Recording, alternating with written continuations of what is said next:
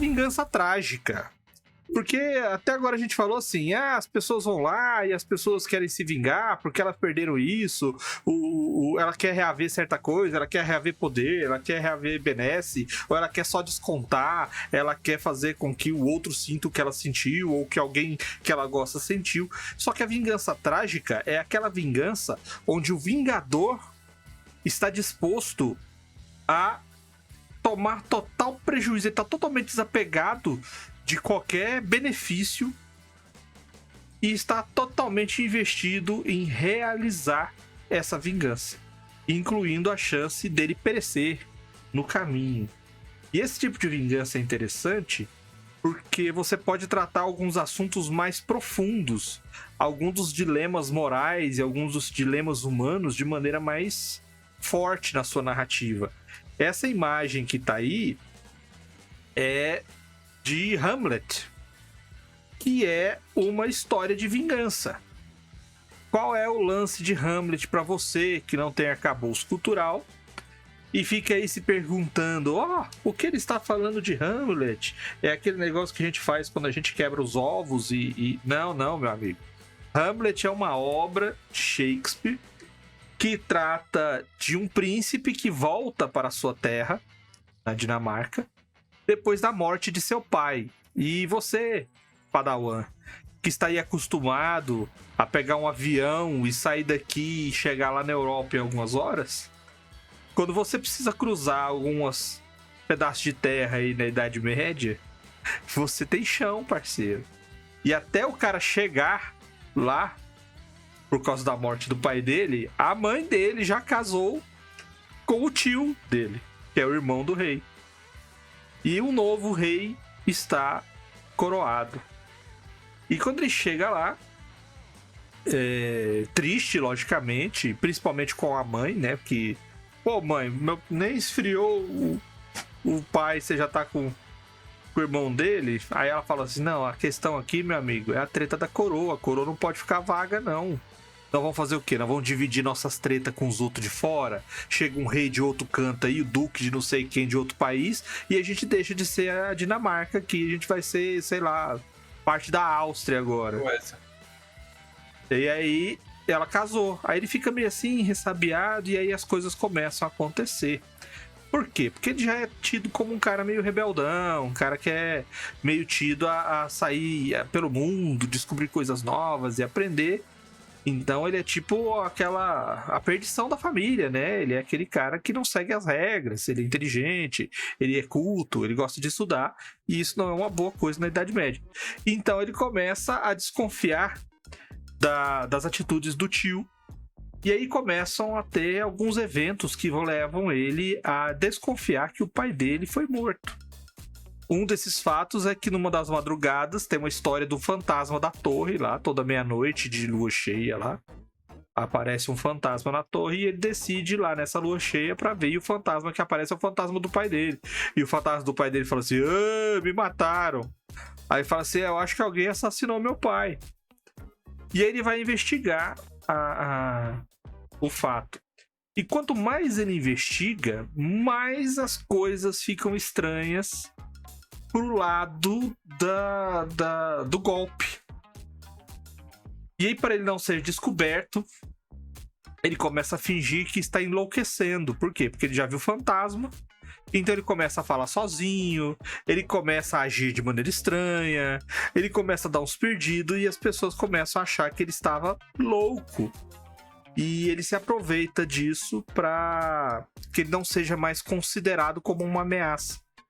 E ele descobre que realmente o tio dele matou o pai dele, matou o próprio irmão. E é nesse momento em que ele descobre, ele faz a revelação, onde estava tendo, acho que um jantar. E ele meio que faz um desafio pro tio, e ele sela esse desafio com uma taça de vinho. Só que ele vai lutar espadas contra o próprio tio, só que já se garantiu, porque ele envenenou o vinho para que o tio dele e ele morram. E aí, sim, existe a luta, sim, as pessoas se estocam, se coisas, mas ele já garantiu a vingança dele antes da luta começar. Então você vê, ele não está tentando tirar vantagem da vingança ou restituir algo que era dele. Ele se coloca na perdição para que o tio dele seja punido por aquilo que fez e que a mãe dele volta a ter importância, sendo a rainha. E essa vingança trágica tem em vários outros locais, né? Várias outras obras. Acho que aquele V de Vingança também é assim. Que mais? As pessoas podem não ter assistido Hamlet, porque não tem arcabouço cultural, mas certamente eles conhecem o Rei Leão, né? Rei Leão. Só que no Rei Leão só que ninguém se envenena, nem. Porque é family friendly. Mas se você não leu o Hamlet, cara, vai ler, cara. Vai ver um filme de Hamlet que é muito bom, cara. É bom mesmo, recomendo. Sem comentários, senhoras e senhores? Eu tô pensando, eu acho que você abordou bem. É porque é difícil, cara. Depois de falar de Hamlet, é difícil de você explicar melhor uma vingança trágica, né? Cara, porque Hamlet, ele pega todos os sentidos. Ele pega desde o luto inicial. Ele pega o luto, ele pega o medo, né? E a falta de equilíbrio que a pessoa fica, ela fica desnorteada. Aí ele pega a desconfiança, ele pega a investigação. Aí ele pega a descoberta, ele pega a negação da descoberta. Aí ele testa, ele desconfia. Quando ele descobre que foi o tio dele, ele começa a desconfiar: será que a minha mãe tá envolvida nisso? E ele começa a fazer o joguete pra ver se a mãe dele estava envolvida nisso. Porque não é possível que ela esteja. Aí quando ele descobre que a mãe dele era inocente na jogada, é que aí ele vai pra vingança. Porque aí ele pode se colocar lá. Porque ninguém mais vai tomar prejuízo, a não ser o culpado pelo ato. E ele que vai até as últimas consequências pro troço dar certo. A vingança trágica é um pouco aquilo que o Luiz falou das duas covas, né? Eu gosto da vingança trágica porque ela, em geral, ela é o plot que se resolve em si, né? Sim. Ele é o plot, acaba ali, né? Ponto final. O cara não tá tentando fazer algo pro futuro, ele não tá tentando...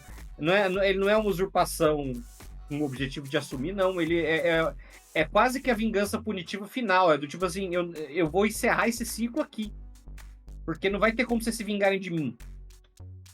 Vocês não vão ter como se vingar da minha vingança. Eu vou matar, vou acabar com isso aqui agora.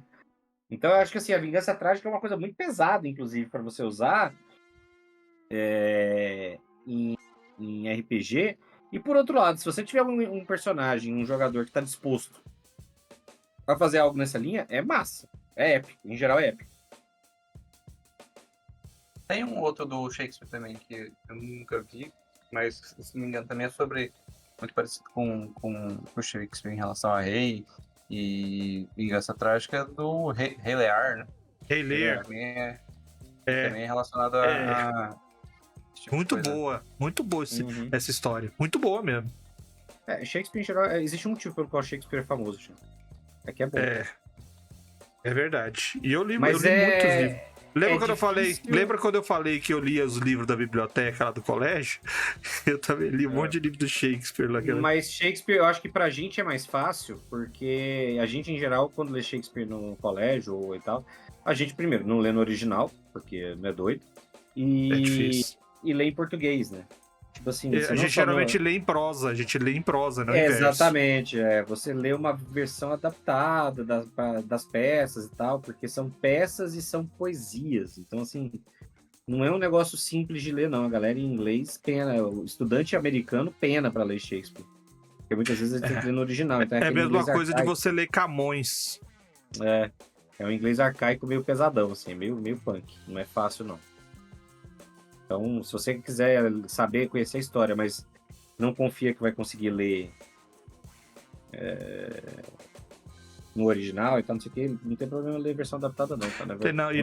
Também não perde a qualidade não, tá? A história tem a mesma profundidade e fica mais fácil porque, cara, ler poema, teatro em forma de poema, nossa senhora.